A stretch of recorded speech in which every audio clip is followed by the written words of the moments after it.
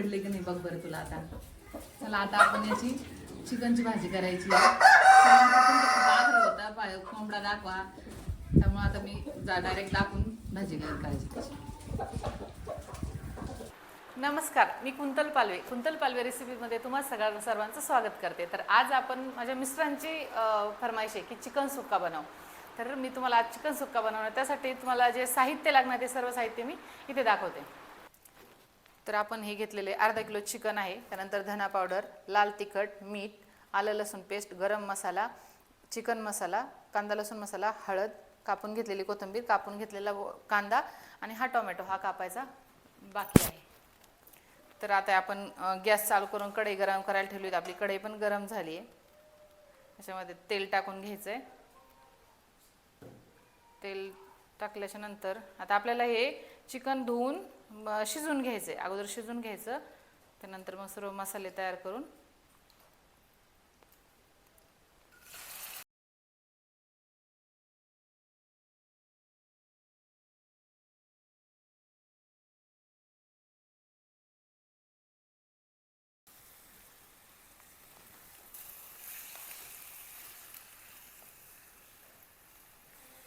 तर यामध्ये आता मीठ टाकायचं. मीठ थोडंसंच टाकायचं कारण आपण नंतर पण मीठ टाकणार आहोत. आणि थोडीशी हळद.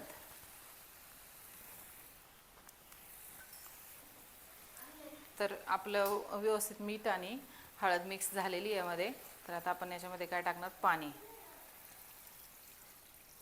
पाणी थोडंसं गरम करून घेतलं तरीच चालेल, म्हणजे शक्यतो गरम करूनच घ्यायला पाहिजे. मी तर घेतलेलं आहे. चिकनला गार घेतलं तरी चालतं, पण शक्यतो मटनला गरमच घ्यायला लागतं. आणि याच्यावर झाकण ठेवून आता हे शिजून द्यायचं. आता हे शिजूपर्यंत आपण जे आपल्याला ग्रेव्ही लागणार आहे ती ग्रेव्ही तयार करून घेऊ. तर आता आपण कांदा तर अगोदरच कापून ठेवला होता, पण टोमॅटो कापले नव्हते, तर हे टोमॅटो कापून घेऊ.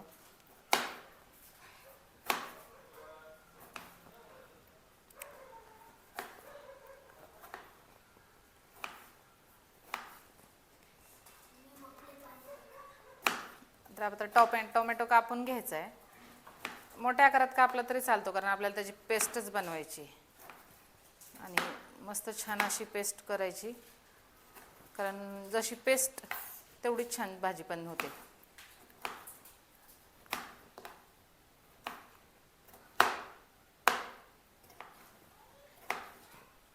तर आता आपण ही टोमॅटोची प्युरी तयार करून घ्यायची. टोमॅटो आणि कांदा सर्वच एक छान बारीक अशी हे करून घ्यायचं मस्त.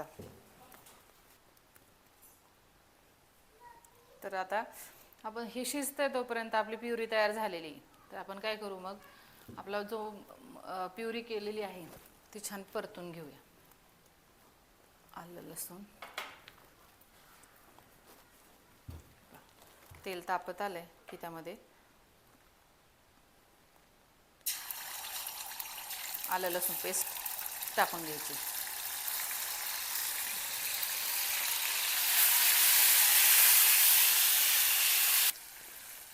आता हे आलं लसूण पेस्ट थोडीशी परतली की त्यामध्ये कांद्याची प्युरी आणि टोमॅटो हा छान एकदम, याला वेळ लागतो पण परतून छान घ्यायचा, घाई अजिबात करायची नाही.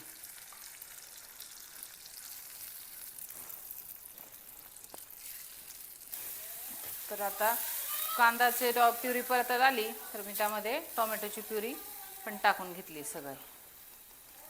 आणि आता हे दोन्ही पण एक सोबत छान मस्त परतून द्यायचे. त्याला छान तेल सुटेपर्यंत, त्याला खूप वेळ जातो.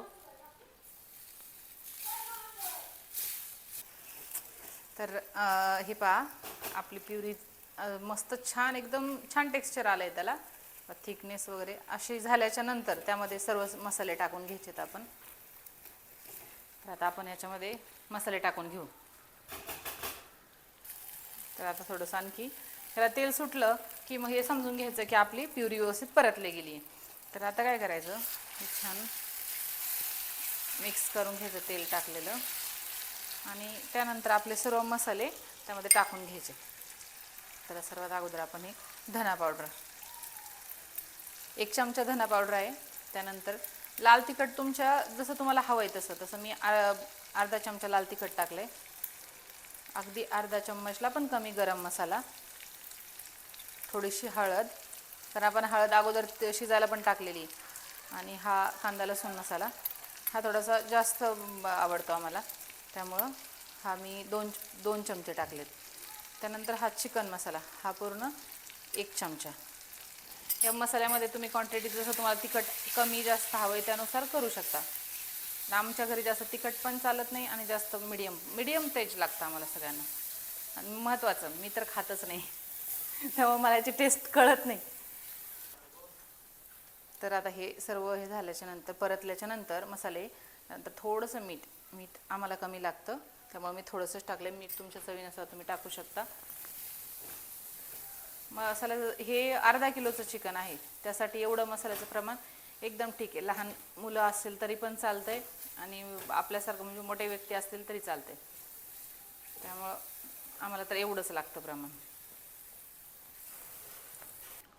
तर आता आपली ही ग्रेव्ही पण व्यवस्थित परतली गेलेली आहे. तर याच्यामध्ये आपलं चिकन शिजलेलं ते टाकून घ्यायचं.